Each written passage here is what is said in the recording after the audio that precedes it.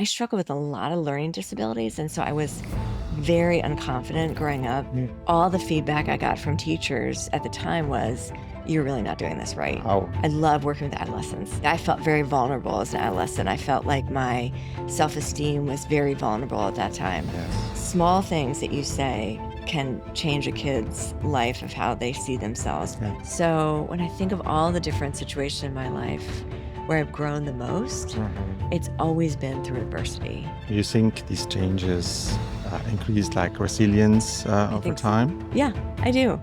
The goal would be to help people really lead from their center, from their soul. You mentioned a couple times soul. Yeah. If someone's resisting Mhm. thinking about their soul, they're also sometimes resisting connecting to a part of themselves. Yes. Maybe make mistakes, maybe do silly things. Get out of your comfort zone, put yourself out there and to grow. Welcome to the Living a Life in Balance podcast. My name is Abdullah Boulad. I'm the founder and CEO of the Balance Rehab Clinic. My guest today is Cheryl Donaldson, psychotherapist, IFS expert, and founder of the Helping Families Flourish. In this episode, Cheryl shares her journey from struggling with learning disabilities to becoming a leader in the mental health field, where she combines psychology, spirituality, and internal family systems to help people reconnect with their inner selves. We explore how family dynamics are shaped, how modern life has disconnected us from meaning, and why living abroad can be both a challenge and a powerful path to personal growth. We also discuss company culture, communication, and why sustainable leadership isn't about power. It's about presence, connection, and leading from the soul. I hope you will enjoy. Cheryl, what motivated you to do what you do today? That's a great question. When I was growing up, I had so many people involved in my life. I had a great family, but I had so many mentors and just people that really invested in my life. And that really motivated me to get involved in the lives of others, I think, and really get involved, particularly helping younger girls when I volunteered for a lot of different things. And Mm. I was just mindful of how important that was for me. So then when I graduated from college, I moved overseas and started working for an organization called Young Life. Mhm. And it works with high school kids and, kind of does programs and different things. But I really realized through that I needed more education if I really wanted to make a difference. And I think for me it really connected with who I was Mm. and how I wanted to how do I want to put this? It gave me purpose, a sense of purpose that I was giving back and I was making a difference in the lives of others. So that motivated me to go to graduate school. And so going to graduate school, then I really didn't think I would ever work in a clinical setting. Um, I thought I'd probably work like at the organization or maybe in a church or not at a level of clinical work that was going to be really intense. But I got out of graduate school and I started working at an inpatient clinic and just kind of jumped right in Mhm. and loved it. And so it's really, I think, being invested in the lives of others and knowing how much that made a difference for me. Mm. And then kind of helping people come along that are maybe struggling in some way. Mm. Who was important in your life at that time when you were introduced to that field? I was on Young Life staff, so again, it's a Christian Mhm. organization. It's a not for profit that Mhm. works with kids. And there was a woman there that was on staff, and she had just gotten her master's in Mhm. clinical psychology, Mhm. and I was really fascinated by how much education she got and what a difference it made in her life to be able to make a difference Mm. in other people's lives. So she really influenced me and I ended up going to her graduate school. And so that's I ended up kind of following in her footsteps. Mhm. But also through I did some theological studies and we had psychological classes within theological classes, if that makes sense, teaching, coming over and doing graduate courses. And so also taking those courses really impacted I really felt like I loved it. It made Mhm. sense to me intuitively. And I struggle with a lot of learning disabilities. And so I was very unconfident growing up academically. I just really thought it wasn't for me. I just Mhm. and I realized through studying that it wasn't that I wasn't bright. Although when I was growing up, I really felt like I wasn't bright. I thought I I really it intuitively made sense to me, and it kind of turned that light bulb on for me academically. I kind of realized, okay, I think my brain actually does work. I think I don't, Yes.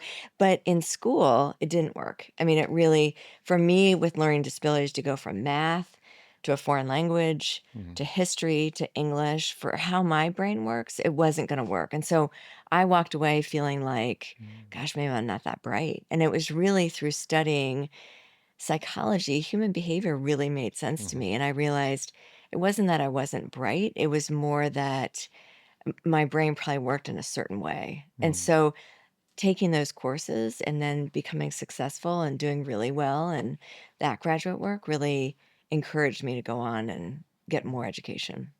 Did it have effect on your self-esteem at that time? Yeah, I mean, I think so I grew up in Washington D.C. Mhm. Very bright family, very hard charging family. My brother and sister were both very bright, got a lot of attention for their academic success. Mhm. And I didn't. I was kind of, I really struggled, and I really struggled reading. Mhm. And it felt really embarrassing for me because I was in an area where academics were really important, where you went to school was very important, Yeah. what you were doing after school was really important. And so I think I intuitively thought, okay, well, I'm not very bright. And that Mm. felt very, I don't say it was embarrassing, but it felt like, wow, that's a real deficit. And what does that mean for me? So I think I made up in other areas. Like I became very social and I became very friendly and I Okay. found ways to cope. But I never really asked myself the question, am I bright, or is this educational? I mean, I was too young really to understand Yes. what that was, Ha. but certainly those are the questions that I reflect back on.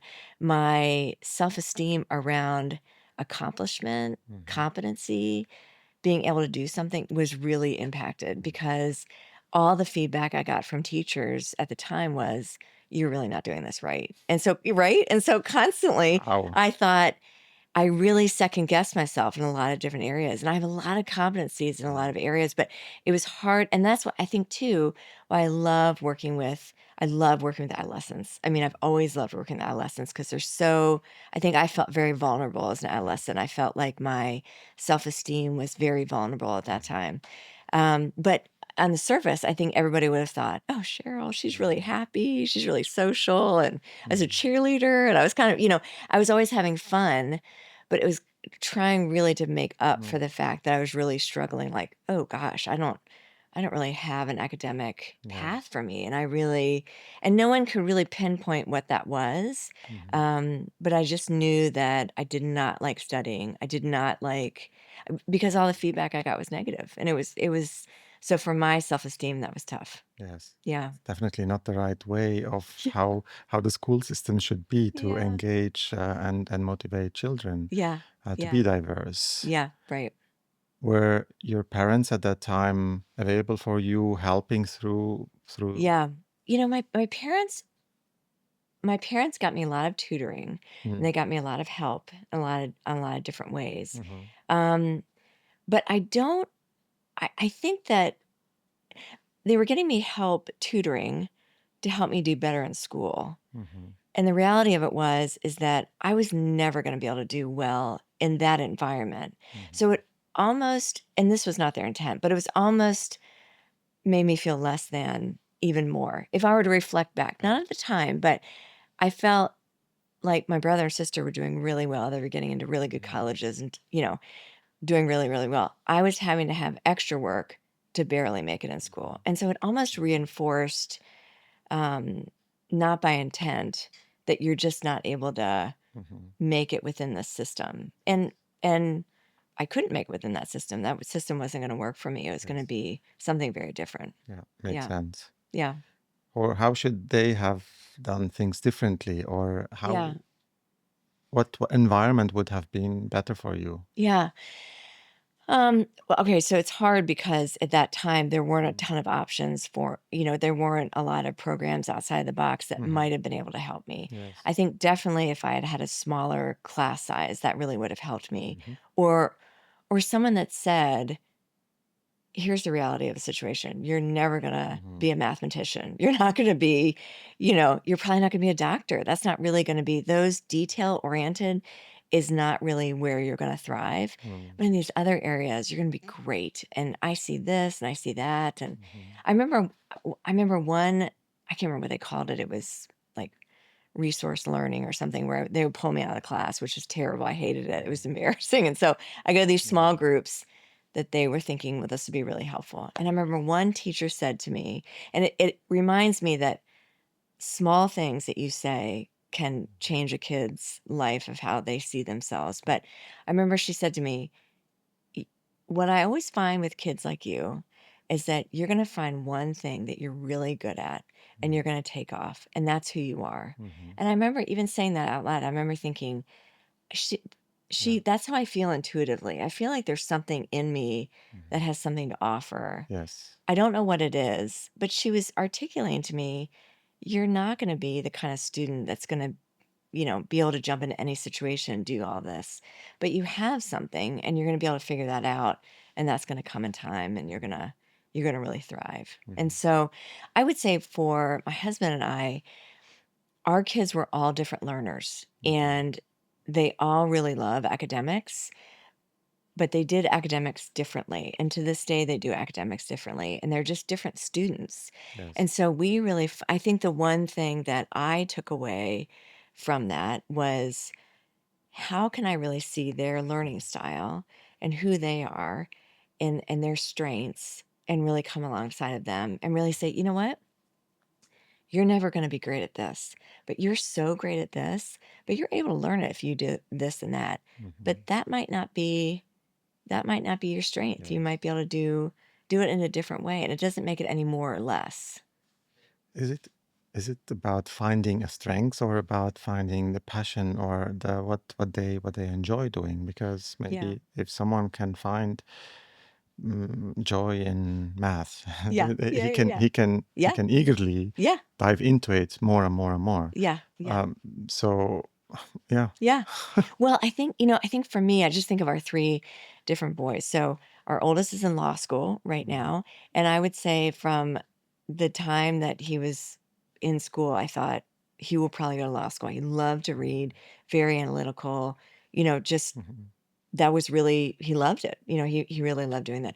Our middle son, um, did well in any class. You put him in any class and Mm. you did well. Like it didn't matter. You put him in a language and Mm. he's going for that. Our third son was not like me in terms of a learning disability, but he's in marketing. He's way more creative, Yes. way more, very much outside of the box. Sometimes so outside of the box that teachers are asking him a question that they just need an answer for, and he's got like five different ways that he could do it differently. You know what I mean?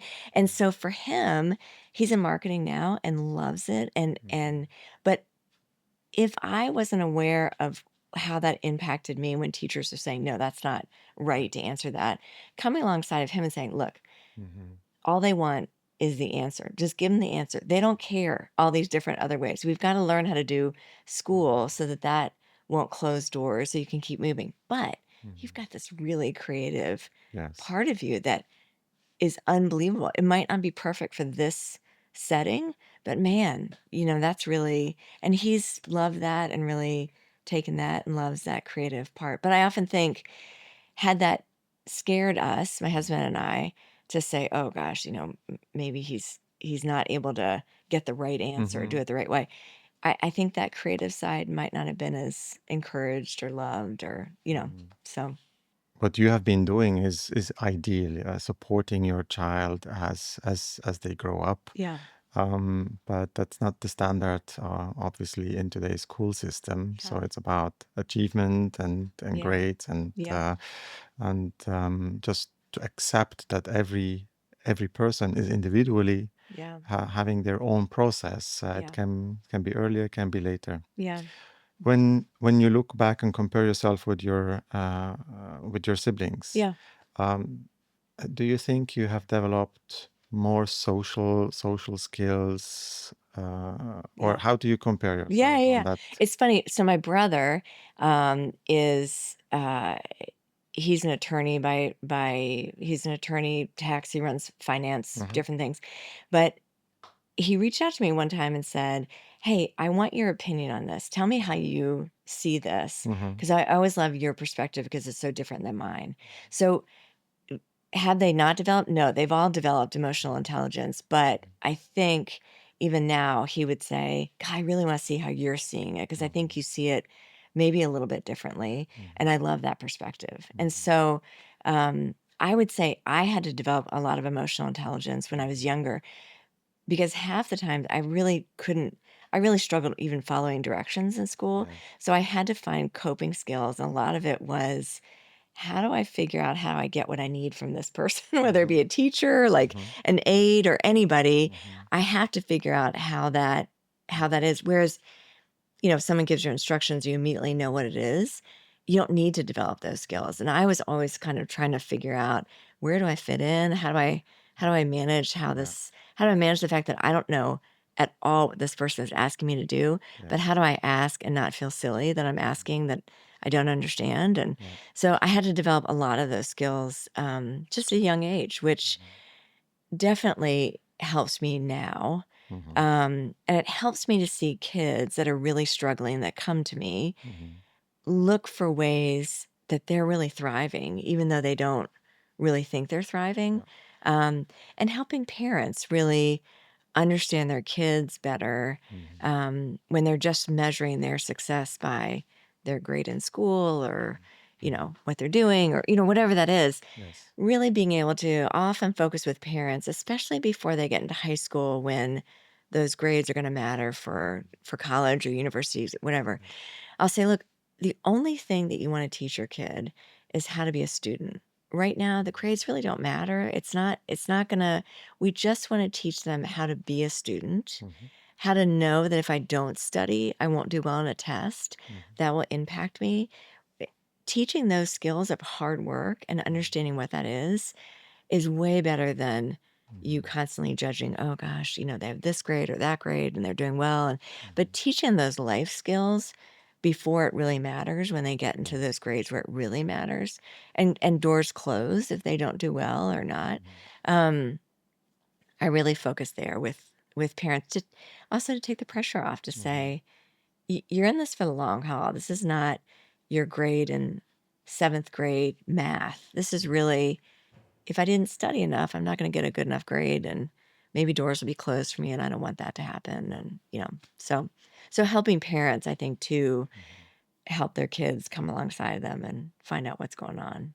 Your emotional intelligence you have developed is has become your superpower in Yeah. that way, um, Yeah. giving you the direction what you are Yeah. doing today. Yeah. I think Mhm. so, for sure. Mhm. I mean, I think I really resonate with kids that are struggling, Mhm. and even the kids that come in that are really angry or really bitter at their parents or just like, I don't care or whatever. Mhm.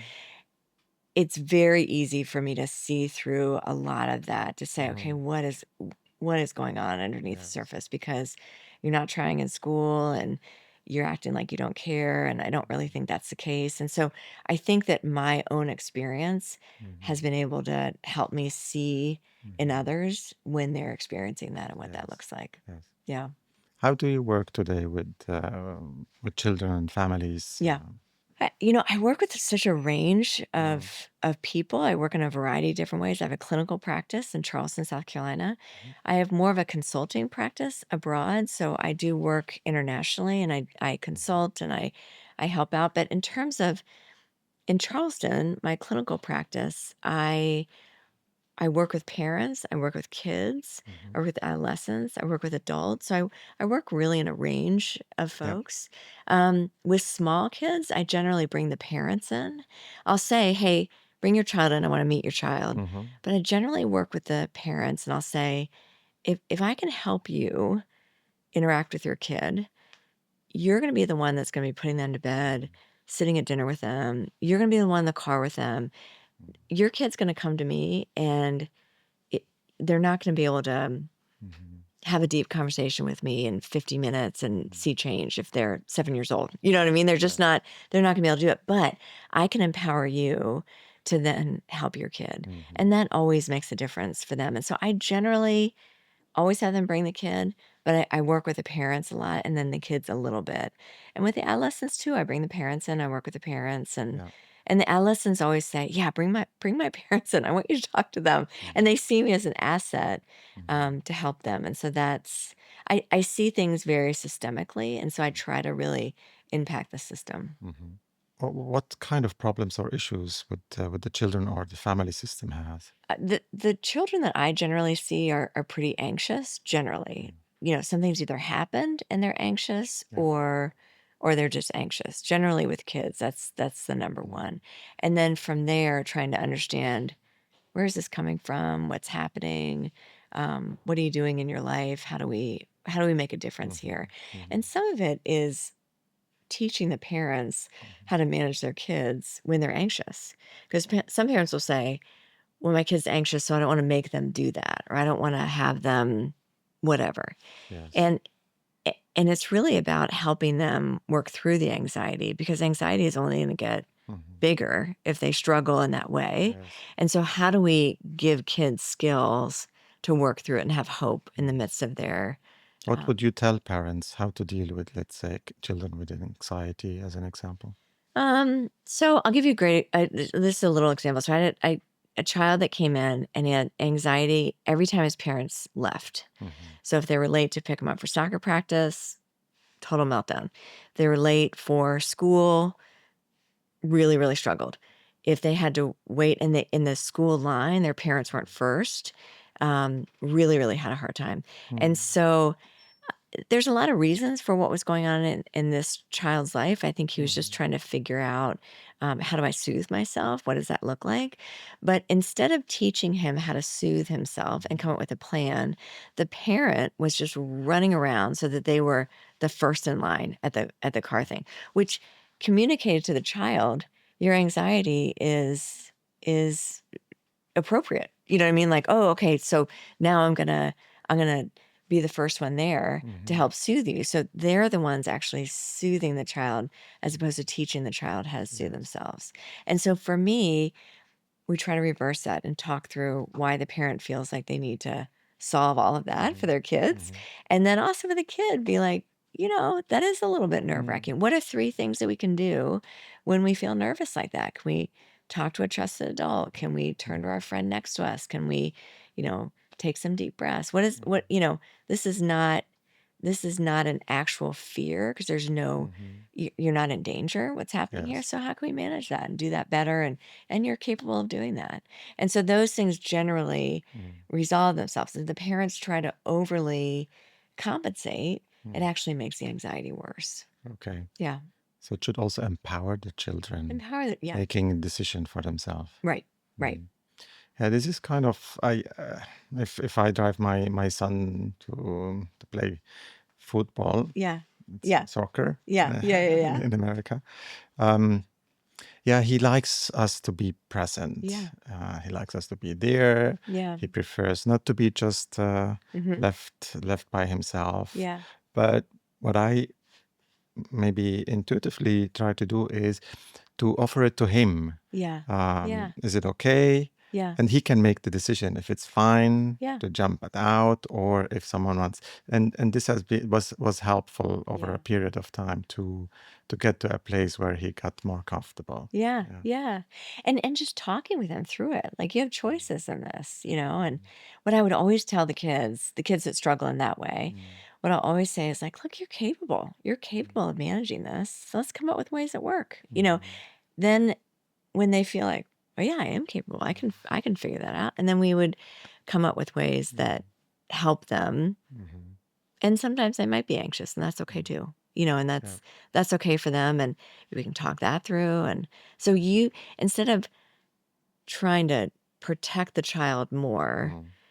really trying to lean into what's happening inside of Yes. them and give them skills, I think is the key for Mhm. parents. And really at the end of the day, that goes when they're little, that goes when they're in high Yeah. school, that goes when they're in college, when kids Mhm. go off to university and they really struggle, and Mhm. parents being able to say, you're capable, you're going to be able to figure this out. I don't know what it's going to look like, but I think you're the best one to Mhm. figure it out. I'm right here and we'll do it together and you're Yeah. safe. And, um, giving kids that message is really key. Yes. Yeah. So anxiety is one of the big topics. Yeah. What else? A lot of the people that I deal with are anxious. There is some depression. There's also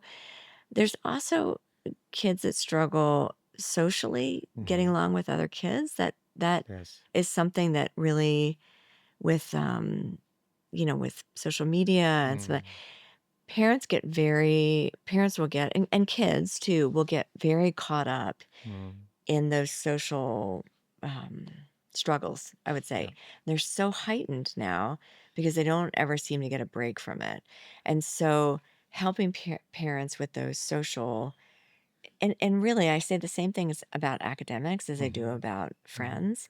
Often tell parents, look, our goal for kids is to teach kids how to be good friends because Mm. if they know how to be a good friend, they're going to have friends. And Yes. this is going to be really up and down, but if they learn how to be a good friend, they're going to have friends. And Hmm. so let's talk through what that is. And these days, for whatever reason, because things are mobile and Mm. just with the internet and things, kind of kids go in and out of friend groups.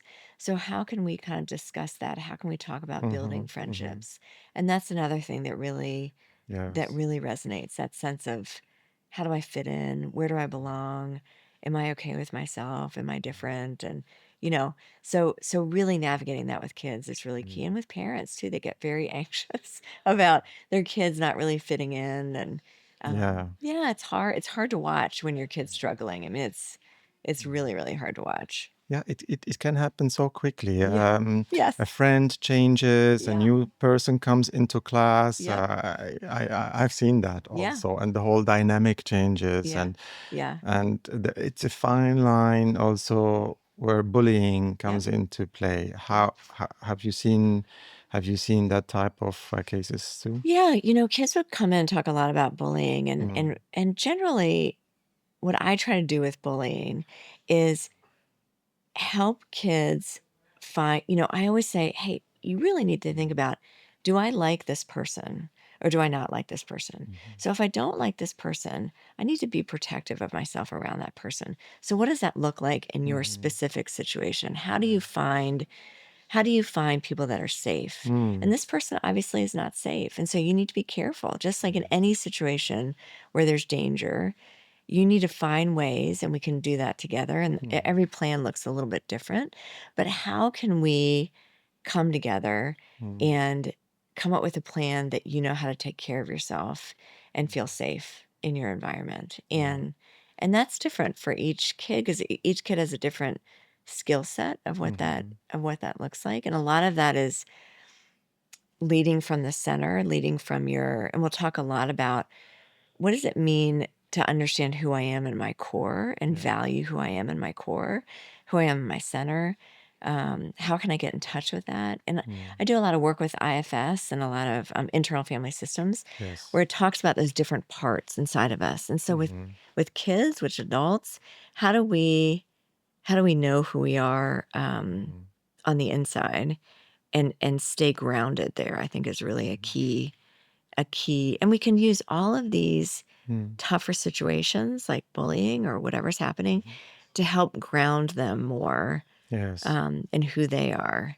And that's a really important. Mm. It's funny, my husband and I didn't intend this, but we moved a lot corporately just with different jobs. And we moved overseas and we moved back to the Midwest and then another Mhm. city and then moved to Charleston.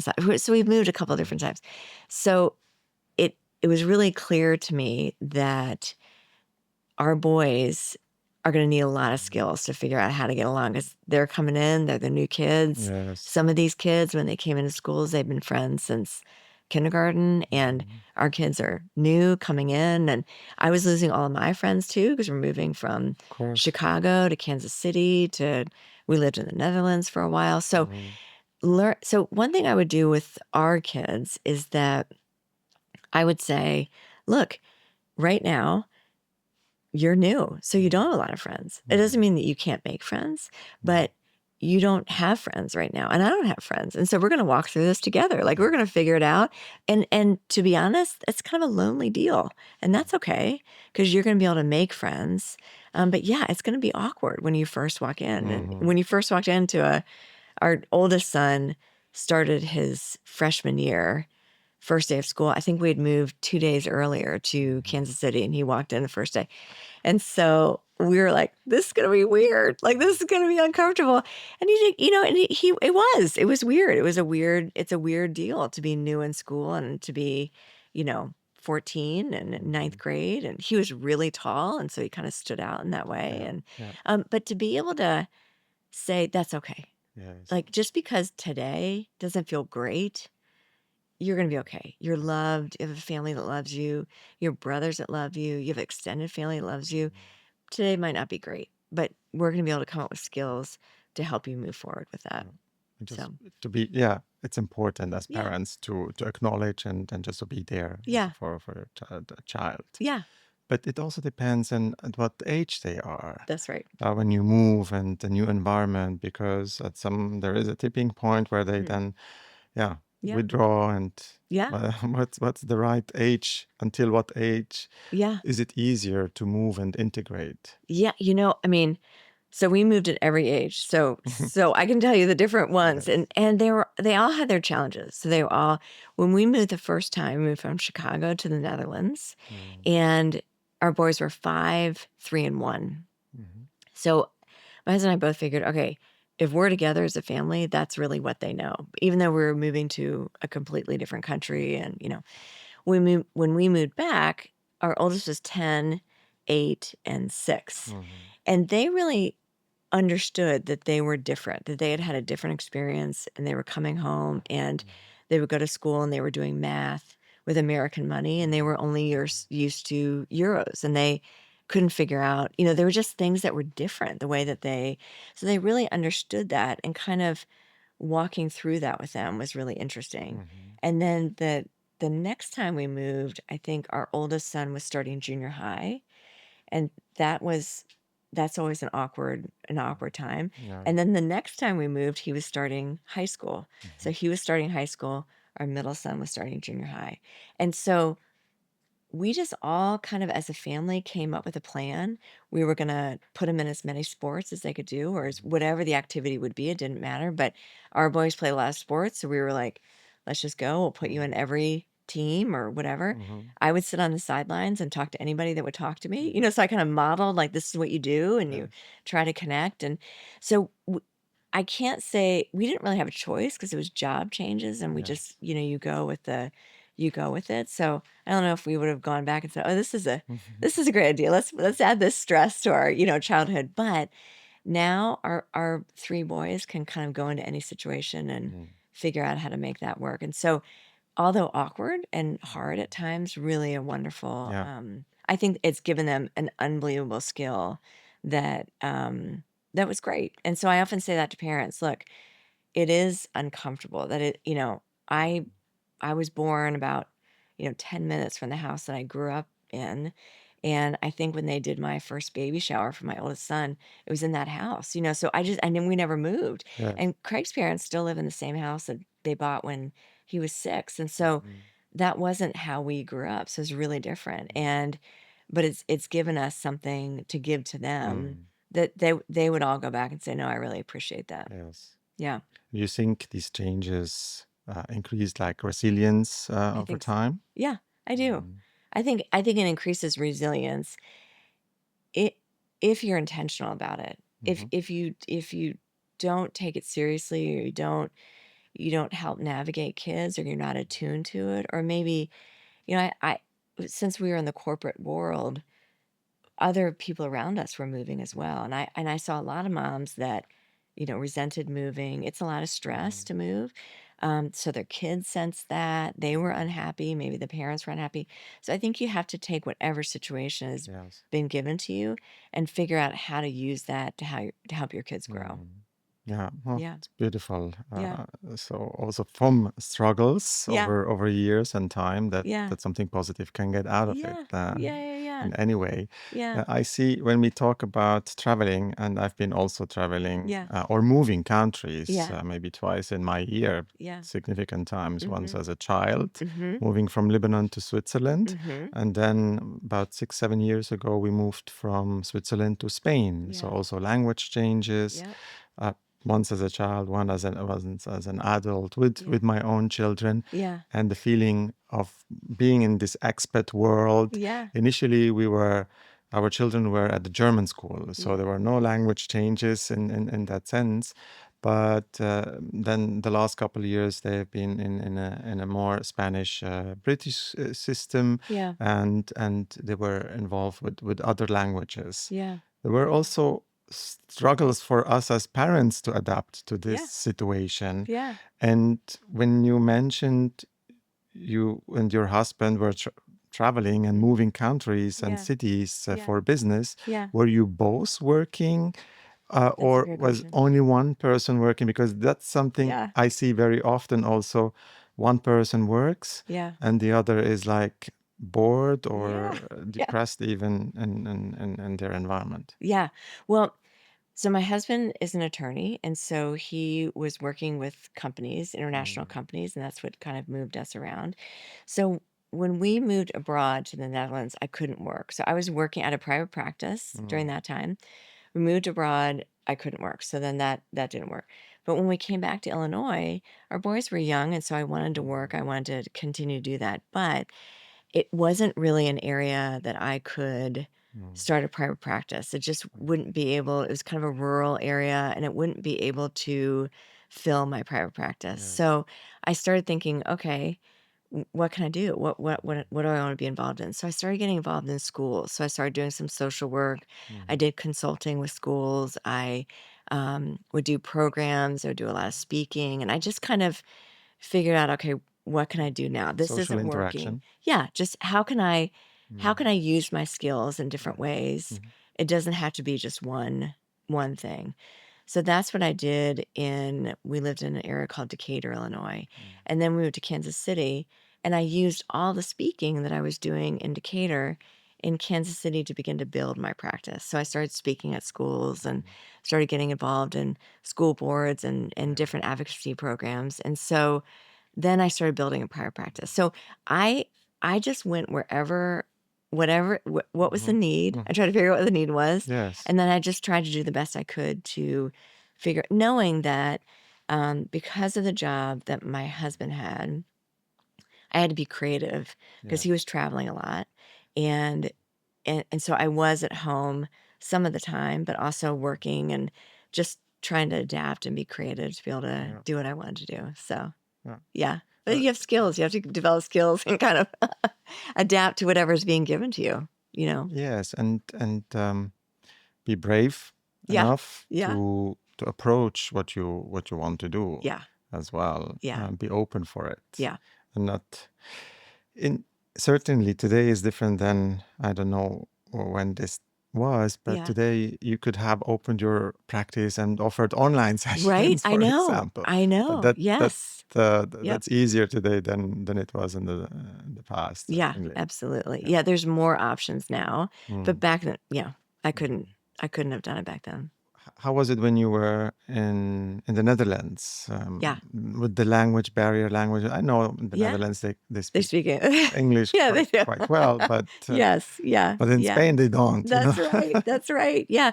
No, we chose a town to live in where the American school was. Okay. So it's a little town called Wassenaar, and the American Yeah. school was there. So our Yeah. kids, if they really wanted to, could have ridden their bikes to school. I mean, it Mm. is far, and Yes. we generally drove them, but it wasn't that Mm. far away. So it was Mm. a really wonderful setting for them. Mhm. But our two younger boys, we just put in Dutch school because they were Mm. actually learning English kind of at the same time. They were taking Yes. in Dutch words. Yes. So we just wanted to have them have that experience, and so they went to a Dutch preschool, and then eventually when we knew we were moving back to the States, we, put our middle son Mm. in, back in the American school just because we thought it would be too hard of a transition.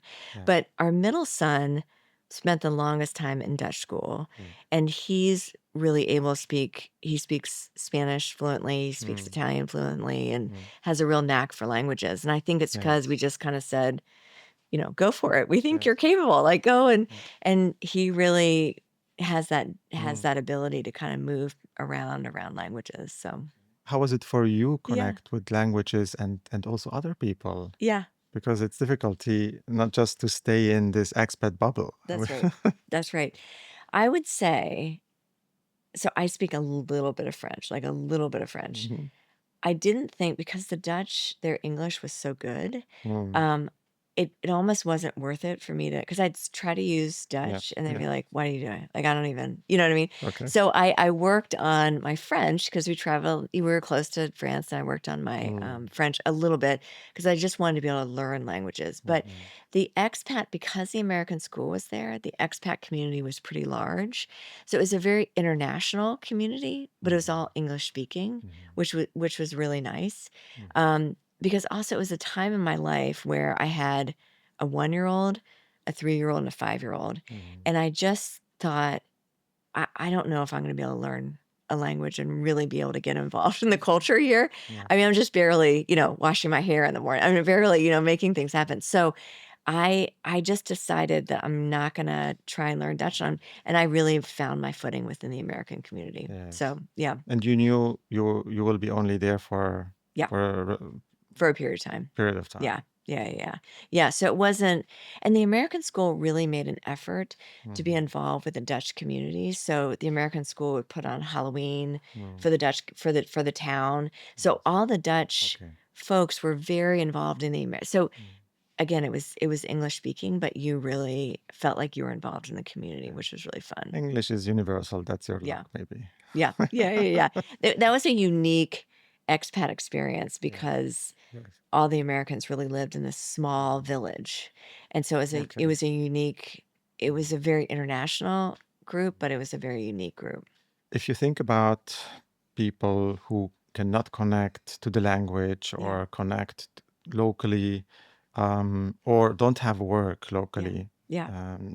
and something to do, purpose when Yeah. the children are at school, what do you suggest to them to Yeah. socially connect, network, Yeah. and find some purpose during this time, even if it's Yeah. just limited? Well, with expats in Mm. particular, Yes. Um, when I moved, I always kind of, because we've moved a lot, I kind of have a system that I do. So I want to find friends in my community, whether that be restaurants that I go to every day and I see someone to get coffee and I Mm. do whatever. I try to make connections there because that for me feels good. I like that. So I try to make connections in my neighborhood and in my community. That's the Mhm. first level. Yeah. And then I really, if your kids are in school, really try to make connections in school Yeah. and volunteer as much as you can to be Mhm. involved in that way because you're going to get friends that way. Mhm. For my husband, we would always have people over from work, and it was always a really international Mhm. group. And it was important for us, for our kids to meet those Mhm. people. And it was really important for us to have those Mhm. connections and community within work. Yeah. So I often organize those Mhm. times. I got involved with the American Women's Club, which was great. I got Mhm. involved with I joined a workout area. I did yoga. I did, I got involved, especially the first year. I got involved in as many things as I could get involved in Mhm. because I knew at some point I'd develop a group. And I think my group that ended up being my larger group came from, Mhm. I can't remember what it's called. It's like mother to mother, or like Mhm. I don't know, mothers, something, Mhm. but it was a mothers group. And we Yes. got together once a week and there was programming and there was traveling and, different things. And then I really found my group there, and then Mhm. and then that was really meaningful. And the most meaningful thing I think about being an expat is that you you're all there without family. Mhm. So you need each other desperately. Yes. So in this group of friends, 3 of them had babies when we were there. Mhm. So we were the family. We were the ones that showed up at the Mhm. hospital. We were the one that brought meals. We were the ones that took care of their kids. And we did everything Mhm. that family would do. We'd celebrate holidays together. So there's something about putting yourself out there as an Mhm. expat and meeting people. But when you do, you meet people that have decided to take that adventure. Like Mhm. you say, yes, I'm going to go and do this thing. But you also have a group that you get to rely on, which is Yes. really meaningful. That's beautiful because you're an outgoing person, Yeah. obviously, it seems That's to me. yeah, yeah, yeah. It Yeah. comes naturally to Yeah, yeah, you, yeah. but Yeah. maybe not to everyone. That's right. And another element is also having children makes it also easier. That's true. You connect through school and the Yeah. school system and other parents. Yeah. Whereas if you're as an adult traveling and being an expat, it's more difficult. Yeah. You have your work maybe, but Yeah. if you are just the partner Yeah. of that person who is working, then it becomes more challenging. It does. And I think I always say to expats when I'm working with expats, it's going to push you to your limit Mm, of putting yourself out there because, let's say hypothetically you grew up in Chicago, Illinois, mm, and you live 10 minutes from your parents. And then all of a sudden, your husband has this opportunity to move abroad and you go abroad.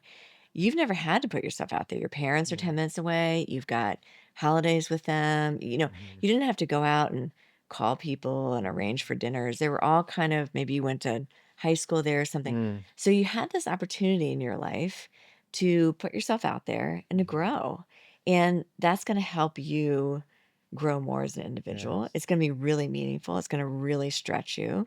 And you can Mhm, do it or not do it. If you don't do it, mm, you might be lonely, but you also miss this great opportunity yes. to maybe make mistakes, maybe do Yeah. silly Yeah. things, maybe, you know what I mean? Maybe say the wrong thing. Mhm, But in coming to terms with that and who you are and having mhm, compassion on that part of yourself, even if you're introverted, it's an opportunity. mhm.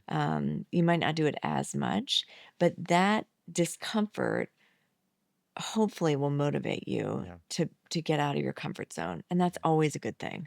Like that's Mhm, but one of the reasons why I started working with expats was mhm, because I just felt like they were underserved community mhm, and they didn't have a lot of resources to pull from to say because a lot of people say, "Well, yeah, I'll move abroad," and they get there and they're like, "Oh, it's really lonely. I'm really mhm. lonely. The food's different. Yeah. It was fun for a month when I got to go travel a little bit, and Mhm, now it's." In the Netherlands, it would get dark at like 4, you know what I mean? It was different, it rained a lot, and so you had to figure out ways to adapt, but yes. as doing that and stretching yourself, that's a wonderful Mhm. that's wonderful quality, it's wonderful experience, and yeah. And if it doesn't work out, you move to the next city. And if it doesn't work out, your husband puts his hand or your wife, whatever. Yeah, no, I mean, also, it's this great opportunity to rely on the Mm, one thing that we would say to our kids, or one thing we noticed as a family is that when we moved, mm. we didn't have a lot of friends. You get there and you just don't have a lot of friends. Yes. So you're with your family and you really create those bonds and you take care of each other. Mm, And, our boys are all close and my husband and I have a close relationship, and mhm, we rely on each other because mhm. when you do move, that's the constant. And Yes. so it's important to have support there if it's not going well, if you're struggling in your marriage and you're moving abroad, sometimes that happens, Yeah. to really reach out to get help Mhm. because that's going to be your support system. Those are the Yes. people that you're going to rely on. And, you know, Mhm. you might need to learn some new skills and how to communicate and how to, all Yeah. of it. Keep an open mindset Yeah. for Yeah. these things. Yeah. Community is important. Yeah. You have, with all the travels, you Yeah. have made friends in Yeah. different places. Yeah. How do you stay in contact Yeah. with That's a them? great question. Yeah, because I grew up in Washington, DC. Mm, My husband grew up in LA. So all of our family is there. So mhm, my brother and sister are there, and my parents and Craig's mom and sister are there, and most of their kids are there. So they're there. mhm, We've moved around, all over. mhm, And then we have these friends from a lot of different places. And mhm. so you realize that there are communities that you're really close with, and then some not it's like a season that you're close with them and you Yeah. remain close with them, but not in the same way. Yes. And so you try to be connected via Mm, social media and texting, but also there has to be a letting go mhm, that the relationship is changing mhm, and really valuing what that relationship was, and that there are going to be new people that you're going to meet that are going to add layering onto those relationships. mhm, And then sometimes all of a sudden those people come back into your life, which is really beautiful. But it's not putting the pressure on yourself to mhm. always be in contact with everyone Yes. all the time, but allowing that to flow and knowing that community where you're living is really important. It's really important to feel grounded there, Mhm. and then also Mhm. be in touch with them and kind of hold Yeah. loosely of sorts. It's a sort of a new system. I mean, in the Hmm. past, as you mentioned, yes, many would grow up in a local neighborhood even Yeah. and stay all their life in this house. Yeah. But this is what the tribe theory or tribes Yeah. and local communities has been about, to feel safe, to feel connected. And we know also how important this is growing up and Yeah. age. And that would be then the next level. Yeah. If someone would travel all the time, and where is home, where are you connected the most, and where Yeah. will you want to grow old? Yeah. Our last move has been to Charleston, South Mm, Carolina. I went to university there, so the East Coast of America is more my home. And when we moved there, not that I didn't grow up in Charleston, but it was and my husband and I met living abroad. He was living in Budapest, Hungary. I was living in Vienna, Austria. mhm, So we were living abroad. So there was no place in the US that was home for the two of mm, us. Um, and then when we moved around, we had, different. Chicago wasn't home, and we made it home. Kansas City wasn't home, we made it home. Decatur wasn't home, we made it home. The Netherlands, same thing. When we moved to Charleston and we had these old friendships that were there, mhm, it felt like home. And there was something really beautiful mhm. feeling that this was familiar and that this felt like home for the Yeah. two of us, and how important that was. And uh, for our boys, really even talking about that, Mm, feeling like this is home. And the two of us said, okay, yeah, I'm not packing mhm, up again. Like this is it. We're here, mhm. and we're gonna make that happen here because that grounding space was really Yes. important, and those relationships, and Mm. yeah, Can we go back to the topic, internal family system you yeah, mentioned? yeah, So can you explain us a little bit, what is it exactly, yeah, and how is it helpful, and how do you work with it? yeah. So internal family systems, I'll just kind of share in a nutshell, is it's Dick Schwartz. It's his that's his, work and his life's work. And that essentially it's a modality that basically says, like, we've got a core self, a center. Dick would say he would refer to it as a self. Mhm, I really think of it as a soul, kind of our center kind of being. He would say, his research would say we have this unbreakable part of ourself. It's our center. mhm, It consists of compassion, curiosity, clarity, creativity, curiosity, connectedness, confidence, courage. I think those are mm, the 8 C's yeah. of the soul, of the center. Mm, And then when we have different, maybe trauma, maybe adverse situations, mhm, we kind of develop parts of ourselves. So if I would say personally, when I was struggling in school, mm, maybe a part that I developed was this kind of charming, "Oh, I'm fine. Everything's mm, great. This is great. I'm happy go lucky. Ah, I don't do well in school, mm, but I don't care." It was sort of a part of myself that helped me cope with the fact that part of me wasn't going well, mm, right?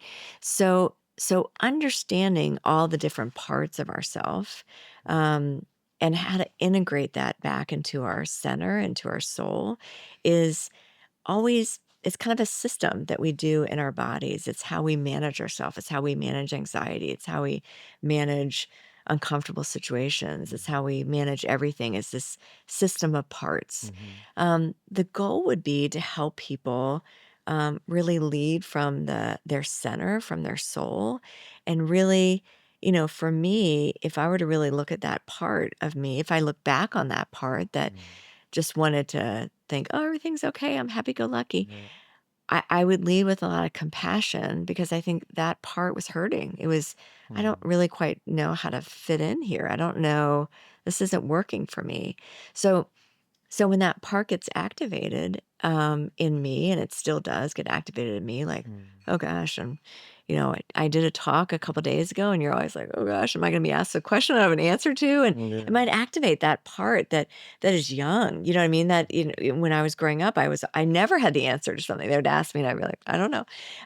So that part's always there, it's with you, but how can I lead with compassion, Mhm. on that part and say, yeah, no, that was hard. How can I lead from my center Mhm. and really understand those different parts in me, and integrate them and have my core sort of take care of that part a little bit better.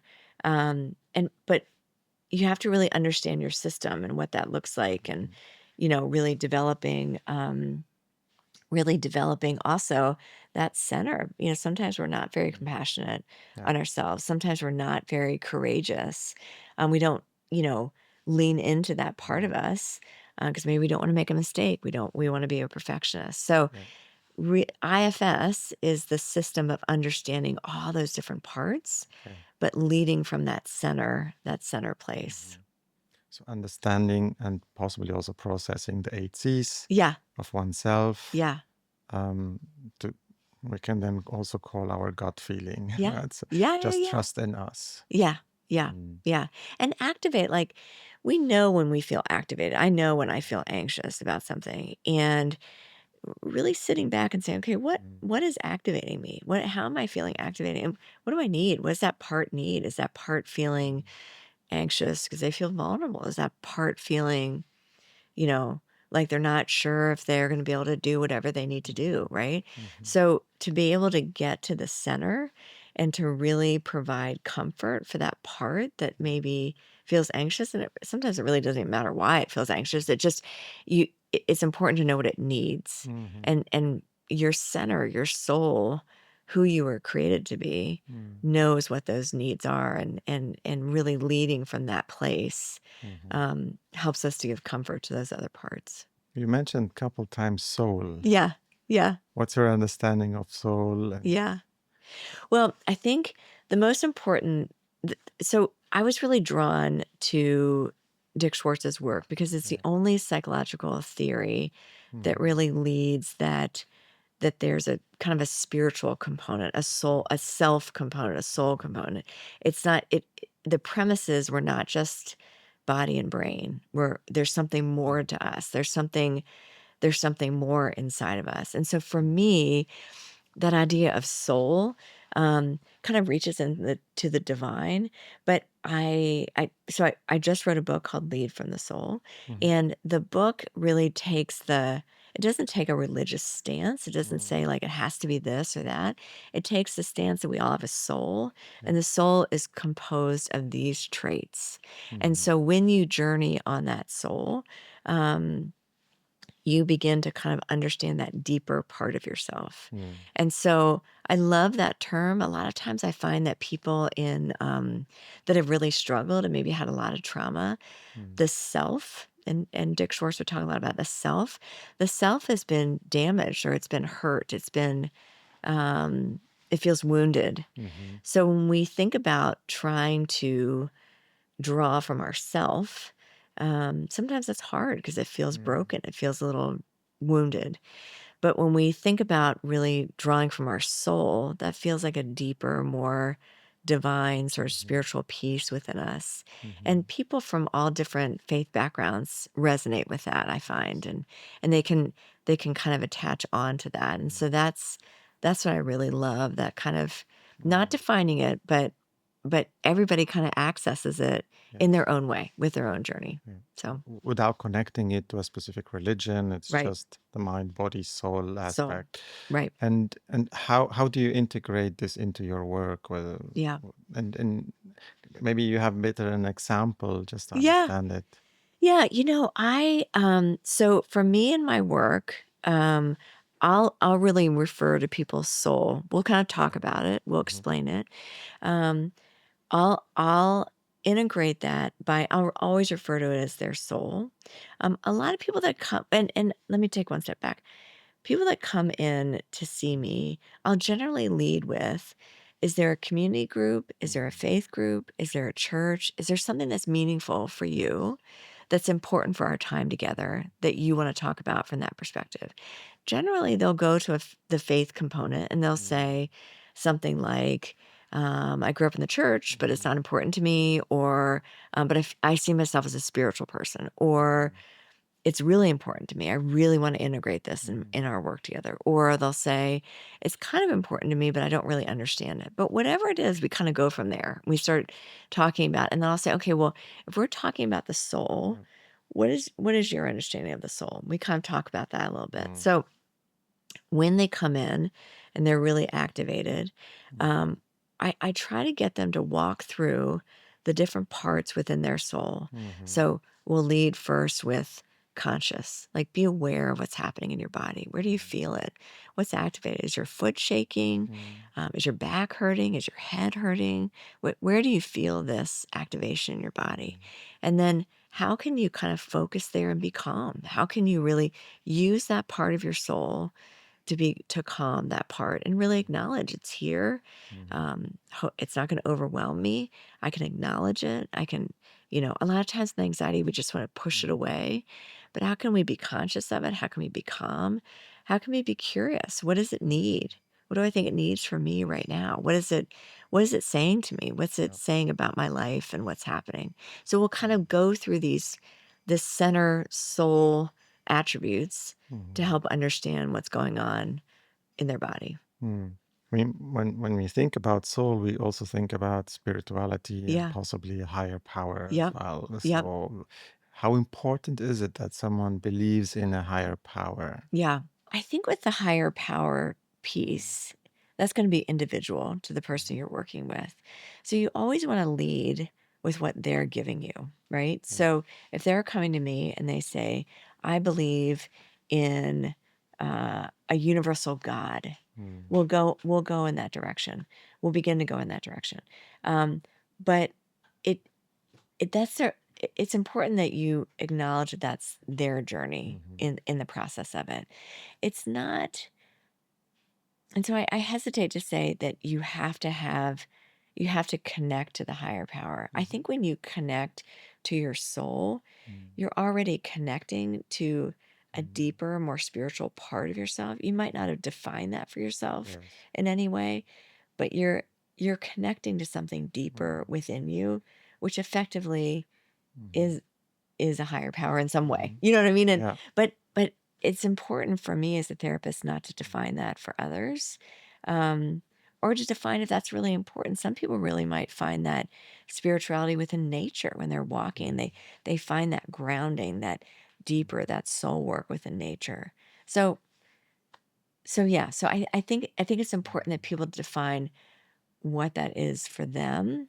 And then also connect and begin to articulate what their mhm, soul is for them. And then mhm, if they don't believe in a soul, then we've got a mhm, whole other discussion that we can talk about. But within their soul, that's a really important piece yeah, to say, okay, where do I mhm, feel that a spark of the divine? Where yes, is it in nature? Is it in, mhm, where is it? And then go from there and then lead from yeah. there.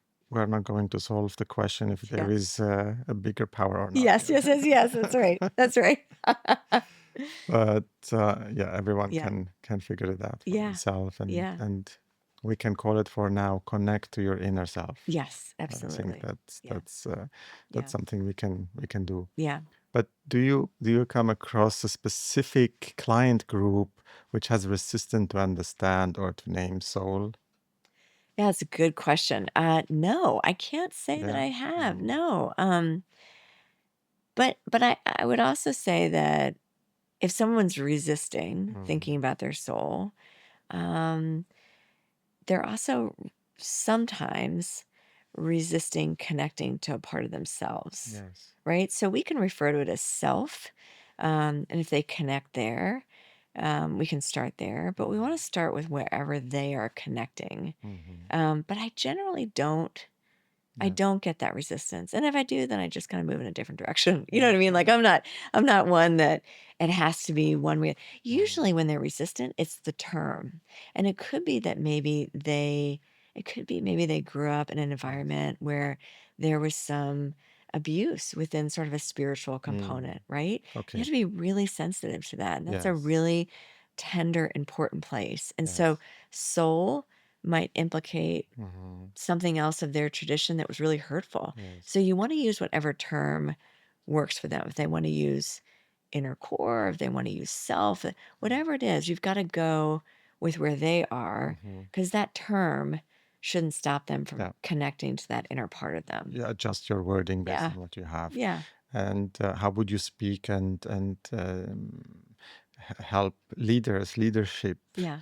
mental health and leadership? Yeah. So I do consulting within leadership teams, Hmm. and a lot of what I do there, sometimes I don't always use internal family systems language Hmm. because um maybe it feels a little bit too personal to Hmm. them at that point. As we get to know one another, we begin to kind of use that language, but I will definitely begin to say, okay, how can we lead Hmm. from a compassionate perspective? So I'll be using that language.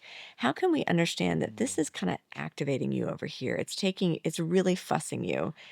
What is that? How can we look at that and then lead from this part of you that Yes. is really strong and really create? You're a kind of leader that's really kind, or you're this. How Hmm. can we take this situation and filter it through this filter Hmm. so that you're comfortable in your own skin and you're really using your leadership skills Hmm. that are going to work for you, because people are going to really connect with you if you're authentically connecting with them. But as leaders, we get activated by Hmm. anything, stress in a company, stress in people coming in. I mean, there's Yes. so many different things that can activate us.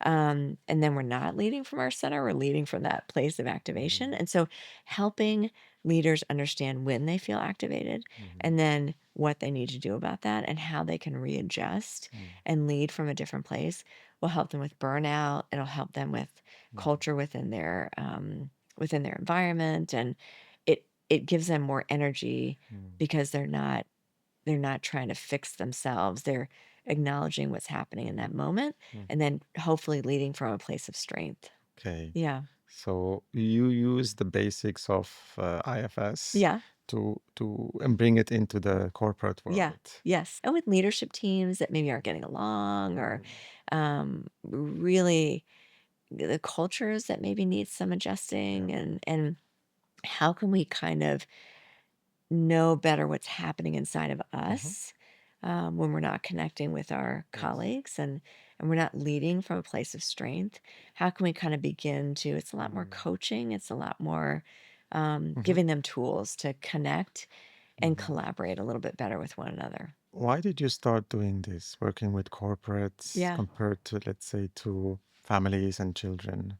I'm always looking for a challenge. That would be one Hmm. thing. My my clinical practice in Charleston was, it's primarily just, families, individuals, Hmm. and I turned to my husband one day and I said, I really wanted to do something international. And I really wanted to go abroad and do something international. And now, kind of to your point, I can do things virtually. I can do Hmm. things, I can have a Zoom call. I can do whatever. So I don't have to Yes. be here all the time to Yes. be able to work with people internationally. And I love the international Hmm. culture, the complexity of it, the different nationalities that are coming together and trying to work together, and just that. So I love that. And so for me, it's kind of happened naturally Hmm. because I started connecting with schools to connect and see, okay, maybe I can build up a clientele here or there. But Hmm. what's happened is I've begun to work on different projects and been pulled into I'm working with a school in Rome, and I'm working with their leadership Hmm. team. And so it's just different projects have come up, Hmm. and it's more realistic to work in that way. And Yes. it still involves the systems mindset, because it's a system, Hmm. obviously. Hmm. And it's a family in some way, in terms of how we get along and how we're connecting with one another. And so it was a natural Hmm. progression. I've been a therapist for 30 years. And so Yes. it was a natural progression into another clientele, Yeah. and so that I really love. You work with teams, not just with individuals. I work with teams. Mm. Yeah, I work with teams, and I work with, schools and Mm. churches, and, I present and Yes. teach, and yeah, Hmm. That's beautiful, and I think that's something missing, or every yeah, organization should have yeah, implemented yeah, such work, yeah, just to like as prevention, but also Yeah. improving communication and Yeah. interaction and to be human first Yeah.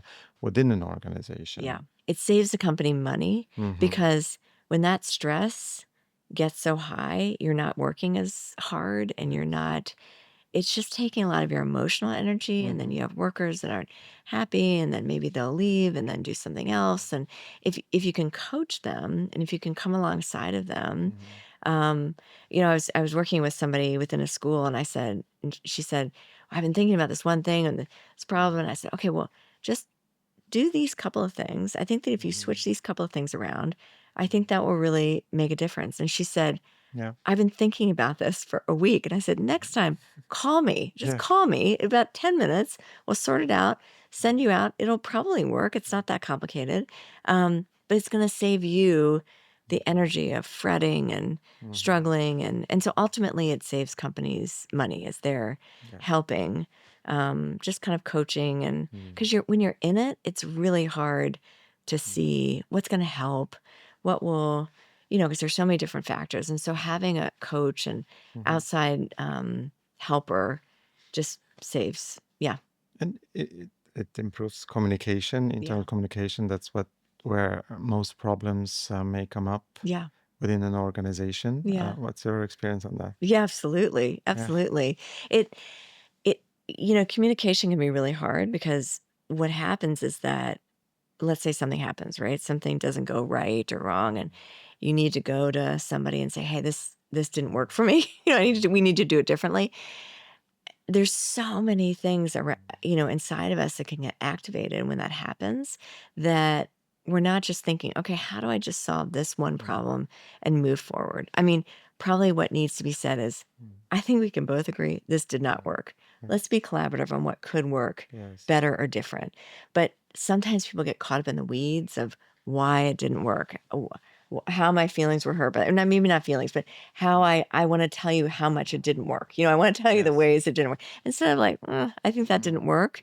Let's move forward. What can we do differently? How can we do it better, collaboratively, from our strengths, and Mm. kind of offer one another grace if there's any kind of agitated feelings around it, but Mm. move forward. Mhm. It should be also always topic oriented and less about the Yes, person, the people. exactly. Exactly. And Yeah. but I need to be in balance, and I need Hmm. to remove my triggers or Yeah. do my inner work, Yeah. so I can detach myself also Yeah. from what can affect me or not, and then Yeah. I can approach any communication in a different way, Yeah. in a compassionate way Yeah. also when I speak with someone else. Yeah. And there are so many types of also questions. Yeah. In therapy, you use like in the cognitive behavioral Yeah. therapy, you Yeah. use question Yeah.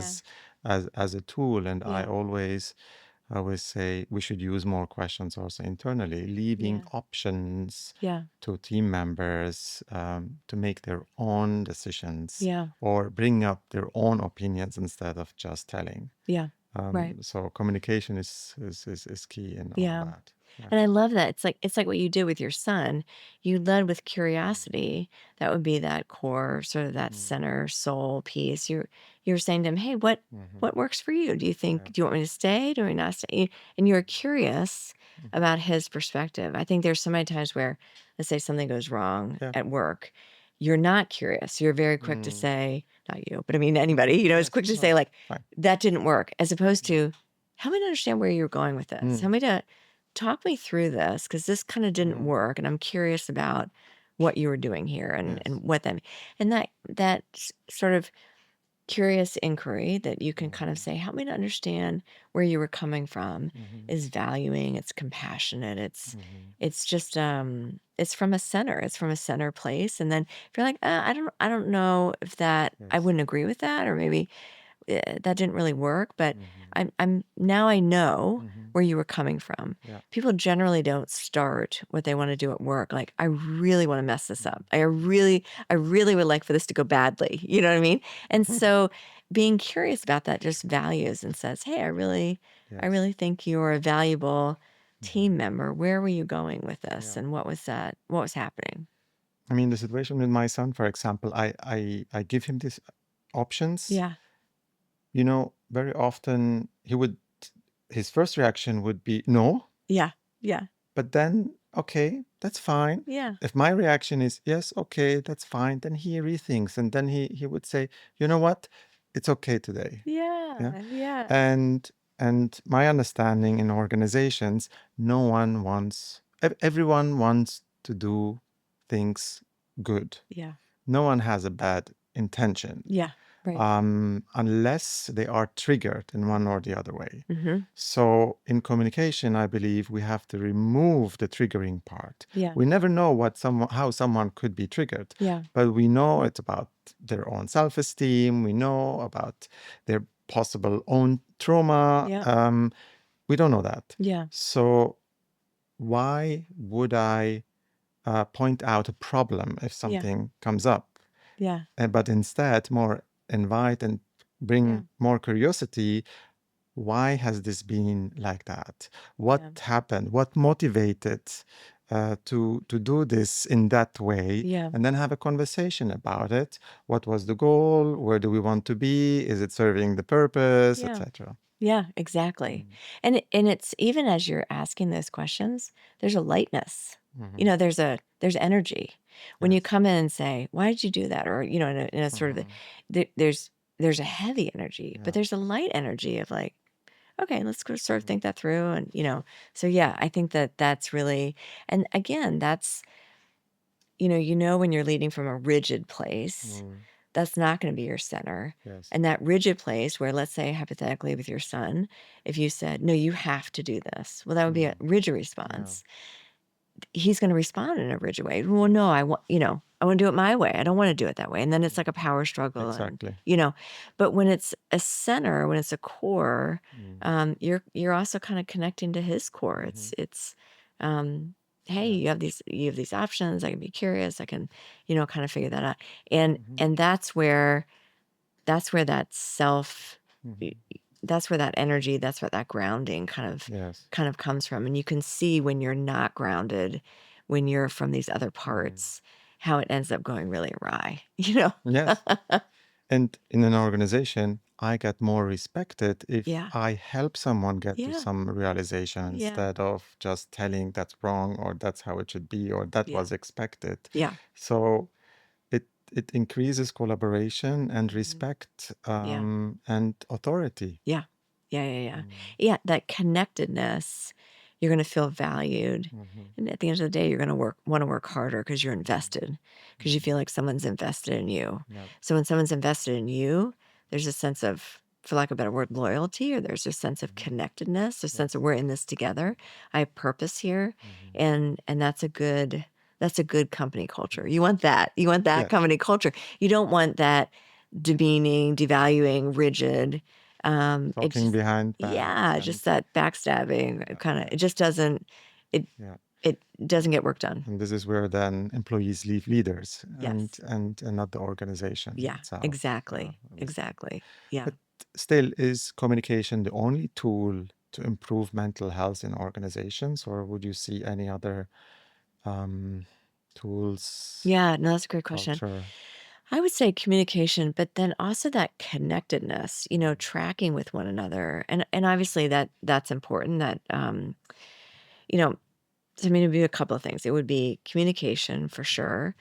As leaders, it's really important to know how to track and be Mm. connected to our colleagues, maybe that report to us. So part of that is going to be communication. If Mm. you're not able to communicate, then you're not going to feel connected. But that connection piece can come and go based on how you maybe how you're stressed in your own personal life. Maybe you're just Mhm. distracted. That Mhm. connection is also going to be another area that Mm. you're going to really need. And then there's education. There's continuing to allow them to Mhm. learn and to understand and Mhm. understand what their strengths and weaknesses are, understand how they can engage better in what they're doing.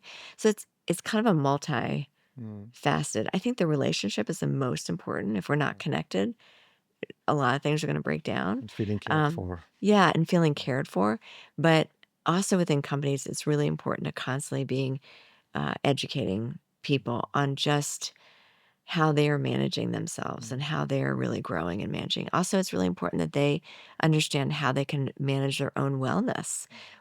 So it's not just maybe communication is going really well, but they're working too hard. They need to understand, okay, how do I manage this? How as leaders can we give them opportunities to grow in wellness, opportunities for, you know, exercise and being outside and, so many different things that we're Yes. giving them. Yeah. They need to be empowered Yes. and self-care Yeah. activities as well as the feeling cared for. Yeah. Yeah. Yeah. Mm. Absolutely. What do you do in your daily life to stay in balance? I have a high bar for what I would like to do. Whether I get it done every day is not necessarily the case. Mhm, But for me, I like to spend time in nature. mhm, I like to read things that are inspiring to me. I like to spend time in quiet, walking and really thinking about my intention for the day, really connecting with my soul, mhm, connecting what's important in my soul. Um, that's what for sure every day keeps me in balance. mhm, My family keeps me in balance. Being connected and tracking with my husband really keeps me in balance. mhm, Tracking with my kids. And I like to exercise. So I don't always get to exercise as much as I would like. mhm, But my friends keep me in balance. I mean, especially as a therapist, I have friends that are not involved at all in the mhm. clinical space, and that I just get to laugh and be Mhm. ridiculous. And they don't, when you're only friends with people that are all psychologists, it can get really heavy because you're really heavy work. Yes. But a lot of my friends aren't, and so Mhm, it just keeps it light and fun. And so mhm. those are things that I do. Yes. Yeah, Very nice. yeah. You also wrote here a beautiful book. Yes, yes. My husband and I wrote that together, which has been Yes. really fun. Yeah, Can yeah. you explain to me tell a little bit about that book? Yeah, yeah. So it's called Lead from the Soul, Mhm, and it's a guided journal. And so gosh, probably about a year ago, a friend of mine came to me and he said, I'm writing this curriculum on trauma informed leadership. mhm, Can you write the clinical piece? mhm, And it was primarily for African bishops and archbishops mhm, that they could understand their own trauma so that they can help themselves and manage their own trauma, as well as how can they then help people in their congregations mhm, that are experiencing trauma. So he said, will you write this curriculum that we can then mhm, teach to the African leaders and empower them and give them these skills. So I started working on it, mhm, and I started looking at IFS, the internal family systems, because I mhm. really felt like that was a great model, especially for the churches. Yeah. And then I started really developing the soul and what really came out of it. And I spent some time in Costa Rica with Dick Schwartz. He was teaching a, Yeah. a whole week. So I kind of immersed myself the whole week in IFS in Costa Rica in a rural area. And that's all I did. And I Mhm. wasn't working. And I just kind of wrote and sort of experienced IFS for myself and how my Yeah. internal system was operating. And um, so I wrote that initially thinking of these Mhm, leaders. But what came out of it was, gosh, we all have that soul. It doesn't have to be just for church leaders or people of faith. We all, Dick really talked about everyone having the self. And mhm, so the book, I really wanted to do a guided journal. I really felt like mhm, I wanted to give people interactive exercises that they could do. I find with my clients, mhm, we talk a lot about the soul, but when I send them home and they get activated, they're like, "What do I do?" And so mhm, I came with a lot of exercises in mhm, there, and I took quotes that could hopefully um, kind of help people along the way to think of different things. I did theologians, thought leaders, world leaders. I just kind of did a range of quotes, and then just to kind of help people throughout the week mhm, begin to think, what is it? How do I develop calm? mhm, How do I develop confidence? How do I lean into that part of mhm, myself? And so that's what the whole book is about. It's a way for people to work on that on their own. mhm, Sometimes I work on it with people in session, but then I also send them home with exercises and mhm. ways to think about that. And so it's been really helpful. Beautiful. Thank you Yeah. for bringing this Yes, of course. practical Of book into course. life. Yeah. Yeah. I have one last question to you. Yes. If there is one wisdom you would like to share with everyone in the world, Yeah. for them individually to implement in their life, what Yeah. would that be? I would say that's a heavy question. I would say the one thing I would hope is that people would look at adversity Mhm. as opportunities to grow Mm. and be deeper as people, I would Yes. say. So when I think of all the different situations in my life where I've grown the most, Mhm. it's always been through adversity. And I think that a lot of times in the lives of our kids, we Mhm. don't want them to have adversity. We don't want them to struggle. And we don't want to struggle because that's a bummer. It's not fun. But if I reflect back on my life, I feel like that adversity has created more, it's messy, Yes. but it's created more depth in me as a Mm. person. Yes. It's given me the opportunity to be more compassionate when other people are struggling. Um, and so if I would think of one thing, I would Mm. say to be able to see adversity in Mhm. our own lives and the lives of others as opportunities for growth, Mhm. and to find hope that we're going to come out to the other side on that. Yeah. And to reach out for help, of course, if we're really struggling, but to know that we Mm. can grow as individuals and come out on the other side. Yeah. So I love that. yeah, Yeah, that's a good mindset yeah, again. Thank you very of much course. Thanks for for having me. taking the time, being Yeah, here, all the work you do. thanks. Um, I enjoyed our conversation a lot, and I wish you all the best Thank you. going forward, wherever your life journey will lead you, in which city, in which country. Yeah, exactly, exactly. Thank Thank you. you. Thank you so much.